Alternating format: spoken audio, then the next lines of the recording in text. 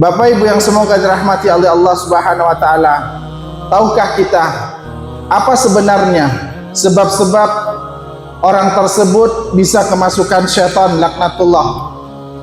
Yang pertama, Ibnu Taimiyah berkata bahwa menurut beliau syaitan itu masuk melalui 4 perkara. Ini umumnya, kita nggak bahas, tadi sudah dibahas masalah sihir, masalah ain, masalah orang-orang hasad. Tapi umumnya syaitan itu masuk dari pintu marah, pintu marah yang tak terkontrol, ya, marah yang mana marah ini adalah sesuatu yang memang disukai dan digencarkan oleh syaitan laknatullah. Makanya ada seorang pemuda yang datang kepada Rasulullah meminta nasihat. Ya Rasulullah, berikan wasiat kepadaku agar aku selamat di dunia, wabil khusus di akhirat kelak. Apa yang harus saya lakukan agar saya selamat? Rasulullah mengatakan, la taghdab walakal jannah. Keluar, pergi pulang.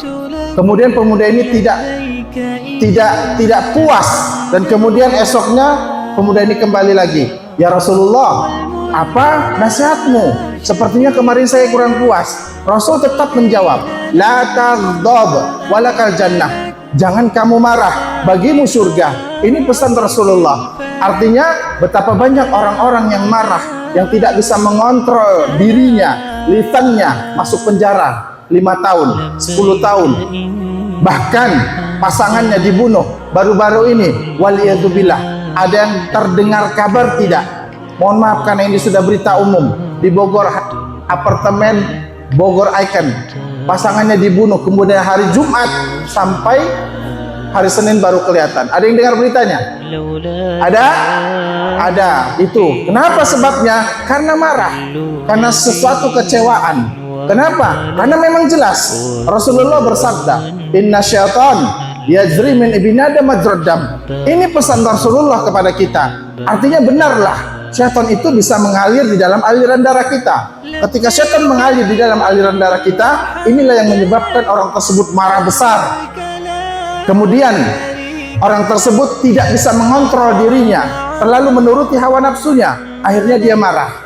Nah, dengan itu semua syaitan sangat mudah mengontrol, menyetir manusia ini masuk ke dalam pintu penyesalan, masuk ke dalam lembah kehinaan. Makanya teman-temanku, Bapak Ibu yang semoga dirahmati oleh Allah Subhanahu wa taala, bagaimana cara kita agar tidak marah? Rasulullah mengatakan, berpesan kepada kita, kalau kamu marah dalam keadaan berdiri, maka duduklah, diamlah.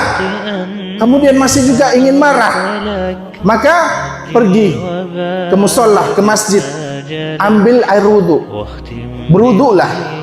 Kemudian masih marah juga, sholatlah 2 rakaat. Insya Allah kembali lagi dan marah itu akan hilang. Teman-temanku yang semoga dirahmati oleh Allah Subhanahu wa taala. Lalu bagaimana caranya agar kita bisa mengetahui bahwa musuh-musuh Allah ini sudah masuk ke dalam diri kita? Bagaimana caranya kita mengetahui agar musuh-musuh Allah ini tidak mengikuti segala bentuk muamalah dan aktivitas kita dalam kehidupan? Caranya cek muhasabah.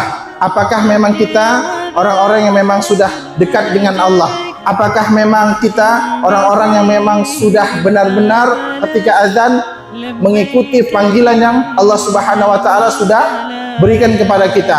Kemudian bagaimana caranya agar syaitan laknatullah ini bisa keluar dari dalam diri kita? Tentunya tidak ada yang lain, tidak ada yang tidak mungkin bagi Allah, tergantung kita. Caranya adalah kita tingkatkan iman dan takwa kita kepada Allah Subhanahu wa taala.